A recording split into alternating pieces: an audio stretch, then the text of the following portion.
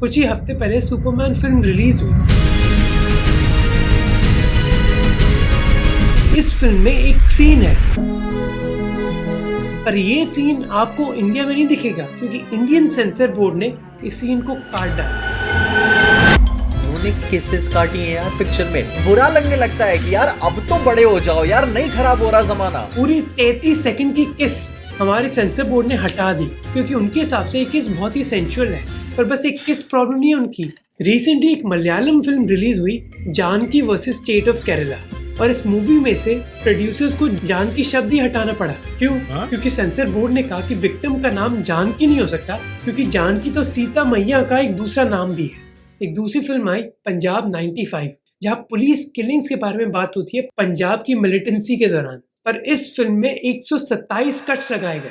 My entire filmography wouldn't exist if I were to start today. Film like Black Friday or Dev Day or Gula, nothing would have been made. Everything is a big no. और ये बस nudity या फिर violence के बारे में नहीं है, पॉलिटिक्स और रिलीजन के बारे में भी है। In your That's how you writing, control. your characters can't be named after any of the characters that have been part of mythology. If a character has any kind of a grayness or negative blackness in it, they all have to be white, otherwise anyone can take offense. Honey Trehan जो पंजाब 95 के director हैं, वो court तक चले गए sensor board के 127 cuts के खिलाफ। कोर्ट ने कहा कि 127 में से बस 2 ही वैलिड है, पर उस समय तक महीने बीत गए थे।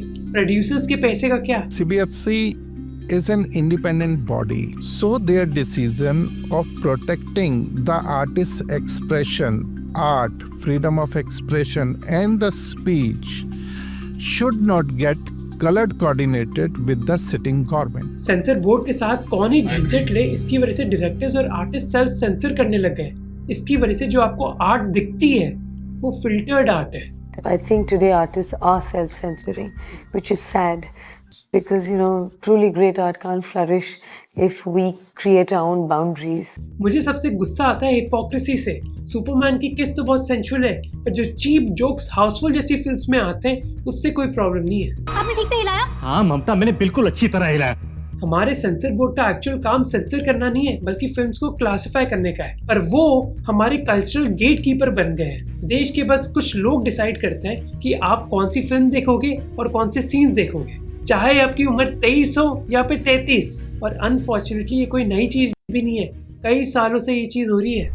अब ये 2017 की फिल्म जब हैरी मेट सेजल का मिनी ट्रेलर, अगर हमारे बीच कोई सेक्सुअल इंटरेक्शन होता है amounting to or not amounting to full intercourse, you are absolved of all legal charges. पर जब ये ट्रेलर रिलीज हुआ तो सेंसर बोर्ड को एक शब्द अच्छा नहीं लगा, इंटरकोर्स। CBFC के तब चेयरमैन थे एलाज निहालनी, और उन्होंने कहा कि ये शब्द इनअप्रोप्रिएट है। Now, intercourse is the scientific term for sex. If that is a dirty word, what are doctors supposed to say? CBFC ने फिल्म के प्रोड्यूसर्स को बोला कि वो पोर्शन ही काट दो जहाँ ये शब्द मेंशन है, नहीं तो ट्रेलर टीवी पर रिलीज ही नहीं होएगा। साहब कहते हैं कि क्या अब ये शब्द अपने बच्चों के सामने यूज करोगे?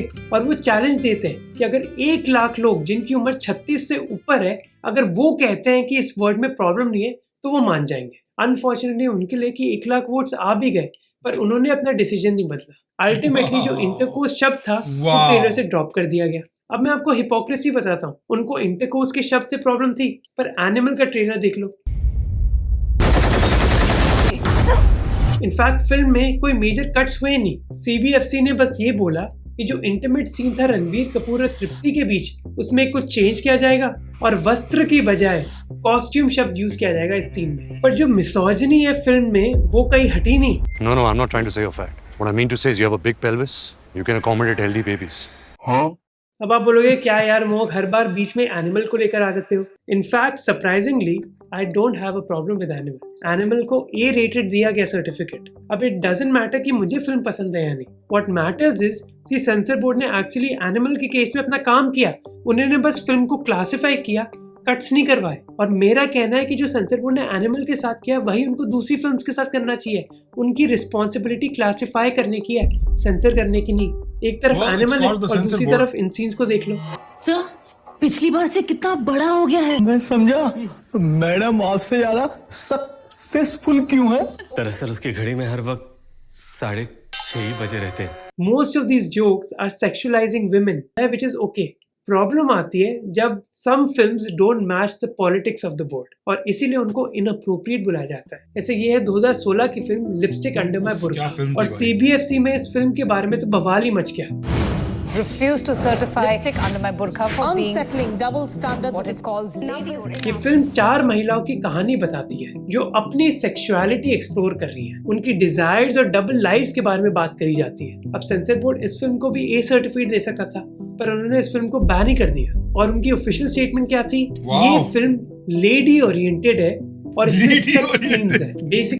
बेसिकली बोलूं तो क्लीन और हेल्दी एंटरटेनमेंट नहीं है। उन्होंने सर्टिफिकेशन देने से ही मना कर दिया। फिल्म मेकर श्याम बेनेगल ने कहा कि सेंसर बोर्ड को सर्टिफाई करनी चाहिए फिल्म, ना कि censor. To stop any film from being released is not justifiable. Kabir Khan, जिन्होंने एक था टाइगर और बजरंगी भाईजान जैसी फिल्म डायरेक्ट करी है, उन्होंने ये कहा, आजकल के ज़माने में हम बोल रहे हैं कि इंडिया एक ग्लोबल पावर है। ग्लोबल पावर ऐसे बिहेव करते हैं कि एक फिल्म को भी आप सर्टिफिकेशन नहीं देख पा रहे हैं। और हमारी सोसाइटी जो है इतनी फ्रेजाइल है कि एक फिल्म आएगी और हमारी सोसाइटी टूट जाएगी। जबकि पहलाज निहालनी जो फिल्म प्रोड्यूसर है और एक ज़माने में CBFC के चेयरपर्सन थे, उन्होंने इस एक्शन को जस्टिफाई किया। हमने पिक्चर के कंटेंट पर ऑब्जेक्शन डाला है। जो विमेन एम्पावरमेंट की बात करता है हम उनके पक्ष में है, लेकिन जो उनकी ट्रीटमेंट और प्रोजेक्शन है उसके लिए हम तैयार नहीं है और इसीलिए हम सर्टिफिकेट नहीं देंगे। मैं आपको एक और एग्जांपल देता हूँ, हाउसफुल 3 का। And it doesn't get better. तो इस फिल्म में गाना है जो रेप का मजाक बनाता है और इसको सर्टिफिकेट क्या मिला? UA. This is a real song in a movie, bro. And it doesn't get better. ये हनी सिंह कल्चर आपका। तो इस फिल्म में गाना है जो रेप का मजाक बनाता है और इसको सर्टिफिकेट क्या मिला? UA. UA stands for Unrestricted Public Exhibition और बस एक फुटनोट दिया जाता है, parental discretion advice for kids under 12। तो यानी कि बच्चे इस फिल्म को देख सकते हैं। सेंसर बोर्ड को हाउसफुल 3 से प्रॉब्लम नहीं है, पर एक और फिल्म सेम टाइम पर रिलीज होती है उससे प्रॉब्लम है, उड़ता Punjab. 70% of Punjab youth is in drug addict. If this is not stopped, Punjab will soon become like Mexico. उड़ता पंजाब पंजाब की ड्रग प्रॉब्लम्स के बारे में। ये कोई फिक्शनल इश्यू नहीं है बल्कि उधर की रियलिटी है। और सेंसर बोर्ड ने कितने कट्स मांगे? 1 नहीं, 10 नहीं, 94। जो गालियां थी फिल्म में, पंजाब का जो नाम था और शहरों का नाम था, वो सब काट दिया उधर से। तो उड़ता पंजाब में गालियों से प्रॉब्लम है पर हाउसफुल 3 में नहीं। और यही मेरी प्रॉब्लम है सेंसर बोर्ड की हिपोक्रेसी से। अब सवाल है ये हो क्यों रहा है? 30 जून को एक बहुत लंबी प्रोटेस्ट होती है CBFC के केरला ऑफिस के बाहर। मलयालम सिनेमा से कई लोग जुड़े हुए प्रोटेस्ट कर रहे हैं कि CBFC मस्ट अपहोल्ड जस्टिस। पर वो क्यों इस चीज की मांग कर रहे थे? क्योंकि सेंसर बोर्ड ने Janaki versus state of Kerala को रिलीज करने से ही मना कर दिया। 96 कट्स उन्होंने डिमांड करे और कहा कि मेन कैरेक्टर का नाम आपको बदलना होगा क्योंकि उस कैरेक्टर का नाम सीता भैया का एक दूसरा नाम है। उन्होंने कहा कि कैरेक्टर का नाम बदलो और मूवी का नाम भी। पर फिल्म के प्रोड्यूसर्स कहते हैं कि भाई कैरेक्टर के नाम बदलने से हमें फिल्म के कई डायलॉग्स भी बदलने पड़ेंगे। पर सेंसर बोर्ड इसी बात पर टिके रहे। रंजी पानेकर जो film employees federation of Kerala से एफिलिएटेड है, वो कहते हैं कि अगर ऐसी बात हुई सेंसर बोर्ड की तो हमें एक दिन मूवी के किरदारों के नाम नंबर्स रखने पड़ेंगे। वो कहते हैं कि किसी भी मूवी का कोई भी कैरेक्टर का नाम आप रिलीजन के साथ जोड़ सकते हो, तो क्या वो फिर हमें हटाना पड़ेगा? इवेंचुअली फिल्म के प्रोड्यूसर्स केरला हाई कोर्ट तक गए। हाई कोर्ट ने सेंसर बोर्ड से पूछा कि आपको जानकी के नाम में प्रॉब्लम क्या है? इंडिया में 80% नामों का रिलीजियस कनेक्शन होता है, तो क्या आप सेंसर बोर्ड बताएगा डायरेक्टर्स और आर्टिस्ट को कि वो कौन सा नाम यूज कर सकते हैं और कौन सा नहीं? जब CBFC ने कई कट्स की मांग करी उड़ता पंजाब ने, तो हाईकोर्ट ने डायरेक्टली चेयरमैन साहब को बोला कि आपका काम सेंसर करना नहीं, सर्टिफाई करना है। अब अगर हाईकोर्ट भी बोल रहा है तो बोर्ड भला ऐसी चीजें क्यों करता है? क्योंकि उनके पास एक हथियार है, वेग गाइडलाइंस का। लाटों ने फेंक दिया। ऐसा क्यों करेंगे वो? ये ट्रेलर है एक बहुत पॉपुलर हिंदी फिल्म संतोष का, जिसने पुलिस ब्रुटैलिटी और कम्युनल वायलेंस के बारे में बात करी। ये फिल्म इतनी पावरफुल थी कि ये ऑस्कर्स में यूके की ऑफिशियल एंट्री बनी, पर इसको सेलिब्रेट करने के बजाय सेंसर बोर्ड ने इस फिल्म की रिलीज को ही ब्लॉक कर दिया। बोर्ड ने इतने कट्स मांगे कि डायरेक्टर संध्या सूरी ने कहा कि इससे अच्छा तो वो रिलीज ही ना करे। उन्होंने कहा कि ये सेंसरशिप की डिमांड्स इतनी लंबी थी कि फिल्म को रिलीज करने का कोई तुक ही नहीं बचता। अब इस फिल्म को बहुत अच्छे रिव्यूज मिले बाहर, पर इंडियन ऑडियंस ये देख ही नहीं पाई हमारे सेंसर बोर्ड की बदौलत। सेंसर बोर्ड ने कहा कि ये film caste discrimination, police brutality, sexual violence और इस्लामोफोबिया लिटरली दूसरे कंट्रीज उनको अपनी सबमिशन बना के भेज रहे हैं ऑस्कर में। इतनी अच्छी फिल्म है कि दूसरे countries are like, you know what, let's हमारी तुम हमें रिप्रेजेंट कर लो, तुम बहुत टाइट हो, फक यू के बारे में बात करती है और इसीलिए ये डिसरप्टिव हो सकती है सोशल हार्मनी को। अब भला सेंसर बोर्ड ने कंक्लूड कैसे किया? क्योंकि उनके पास वे गाइडलाइंस है। Section 5B1 of the sensor board act ये कहती है कि एक फिल्म को सर्टिफिकेशन नहीं मिलेगा अगर ये फिल्म पब्लिक ऑर्डर, डिसेंसी या फिर मोरालिटी के खिलाफ है। आप खुद देखो इन शब्दों को, पब्लिक ऑर्डर, डिसेंसी, मोरालिटी, ये कौन से शब्द होते हैं और कौन डिसाइड करेगा कि मॉरल क्या है और क्या नहीं? प्रॉब्लम ये है कि ये गाइडलाइंस इतनी वेग है कि कुछ लोगों को बहुत ज्यादा पावर मिल जाती है कि वो पूरे देश के लिए डिसाइड कर सकते हैं कि ये देश कौन सी फिल्म देख सकता है या फिर नहीं। Whenever our film goes to, it's like an exam, it's like result time. Whenever we finished a film, it's going to censor, it's like an exam time. You say, oh God, what is going to happen? It's finally going to depend on those 5 people. ये राजकुमार हिरानी ने कहा था 2014 में जब पीके film release हुई, और वो सच कह रहे हैं। फॉर एग्जाम्पल, कुछ साल पहले सेंसर बोर्ड ने 28 ऐसे शब्दों की लिस्ट रिलीज करी थी जो कोई भी फिल्म यूज नहीं कर सकती। आपको ये लिस्ट आपकी स्क्रीन पर दिख जाएगी और आप मुझे खुद That's a crazy list, bro. That is a crazy list. अब मैंने कुछ हफ्ते पहले इंडियाज गॉट लेटेंट के ऊपर एक वीडियो बनाया था। आप वो वीडियो देख नहीं सकते क्योंकि, पर खैर वो बात नहीं है। बात यह कि आप में से कई लोग ये पूछोगे कि मैं कैसे डिफेंड कर सकता हूँ ऐसे जोक्स को। यही चीज मैंने उस वीडियो में भी कही थी कि लोग मोरालिटी और लीगैलिटी के बीच में कंफ्यूज हो जाते हैं। लीगैलिटी हुई कि क्या लीगल है और क्या इलीगल है, मोरालिटी हुई कि क्या गलत है या फिर क्या नहीं गलत है। मैं कुछ चीज़ों को गलत मान सकता हूं, पर उसका मतलब ये नहीं कि वो चीज़ें बैन होनी चाहिए। ऐसे ही हाल फिल्म्स के बारे में भी होना चाहिए हमारा। हो सकता है कि मुझे या फिर आपको एनिमल फिल्म अच्छी ना लगे, पर इसका मतलब ये नहीं है कि वो फिल्म बैन हो जानी चाहिए। उसको आप सर्टिफिकेशन दो, पर हमारे देश में हम लीगल और मॉरल इश्यूज के बीच में कंफ्यूज हो जाते हैं। अनफॉर्चुनेटली हमारे देश में हम सेंसर बोर्ड की मोरालिटी पर निर्भर है। हमारी सेंसिबिलिटीज अलग अलग हो सकती हैं। हम हर तरह की फिल्म देखना चाहते हैं, हर तरह की फिल्म की ऑडियंस है, हर तरह की फिल्म ऑडियंस को वो राइट दो ना रिजेक्ट करने का। वो राइट एक आदमी कैसे बैठ के डिसाइड कर सकता है पूरे देश की मोरालिटी? अगर उनको फिल्म ठीक लगी तो फिल्म रिलीज हो जाती है, नहीं तो बैन हो जाती है। सबसे अजीब बात है कि सेंसर बोर्ड काम कैसे करता है। वो ट्रांसपेरेंट भी नहीं है और कई बार तो करप्शन भी है उधर। 6.5 लाख का प्राइस रखा सर्टिफिकेशन करने के लिए, हाउस सर्टिफिकेट मिलने के लिए। We were left with no option. पहले 3 लाख भेजना था देखने के लिए फिल्म, और 3.5 लाख सर्टिफिकेट मांगने के लिए। सितंबर 2023 में तमिल एक्टर फिल्म प्रोड्यूसर विशाल का एक वीडियो वायरल हुआ था जब उनकी फिल्म मार्क एंथनी हिंदी में रिलीज होने जा रही थी, पर सेंसर बोर्ड ने उनको सर्टिफिकेट देने के लिए घूस मांग ली। वो ये भी बताते हैं अल्टीमेटली उनको ये पैसा देना पड़ा और उन्होंने बैंक अकाउंट नंबर्स भी शेयर करे जहाँ ये घूस ट्रांसफर करी गई। 2014 में राकेश कुमार जो सेंसर बोर्ड के सीईओ थे उस समय, उनको तो अरेस्ट भी कर लिया गया था क्योंकि वो फिल्म सर्टिफिकेशन के लिए घूस मांग रहे थे। राकेश कुमार फिल्म रिलीज होने से पहले पेज फंसा देता था और निर्माता निर्देशक को ब्लैकमेल करके पैसे मांगता था। तो भाई सेंसर बोर्ड में ये लोग है कौन भला? सेंसर बोर्ड में 10 बोर्ड मेंबर्स होते हैं जिनका कुछ ना कुछ लेना देना तो होता है फिल्म से, और इनको हेड किया जाता है एक चेयरपर्सन से जो अभी है राइटर और lyricist Prasoon Joshi.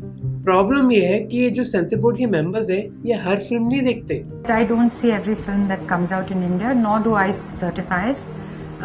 Common people, normal people from across different walks of life are the people who actually certify these films. जब एक फिल्म सेंसर बोर्ड को सबमिट करी जाती है सर्टिफिकेशन के लिए, उसको सबसे पहले एक एग्जामिनिंग कमेटी देखती है जिसमें 4 मेंबर्स हैं जिनमें से आधी महिलाएं होंगी ही होंगी। ये कमेटी डिसाइड करती है कि फिल्म को कैसी सर्टिफिकेशन मिलेगी और कौन से कट्स की जरूरत है।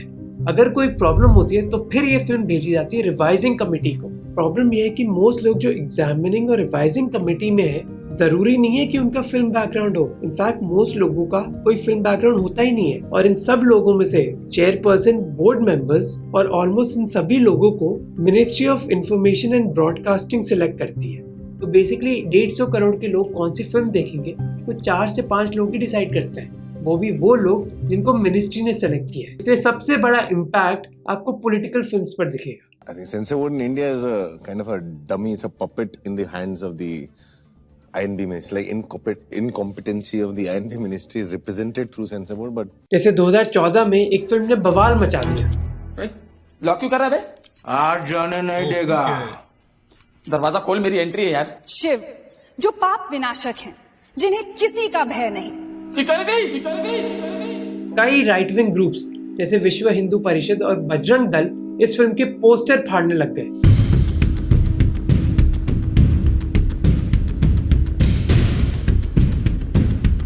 लीला सैमसन, जो उस समय सेंसर बोर्ड की चेयरवुमन थी, उन्होंने कहा कि उन पर इतना पॉलिटिकल प्रेशर डाला गया इस फिल्म के कई सीन्स को कट करने के लिए। उन्होंने कहा कि हर मूवी, चाहे वो बड़ी हो या छोटी हो, हम पर बहुत दबाव डाला जाता था। पीके के बारे में तो बहुत बवाल मचा था सेंसर बोर्ड में भी।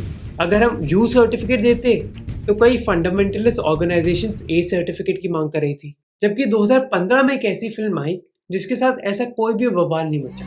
वह सृष्टि की सेवा करना पाप है, वे पाप You are my love charger. करते रहेंगे।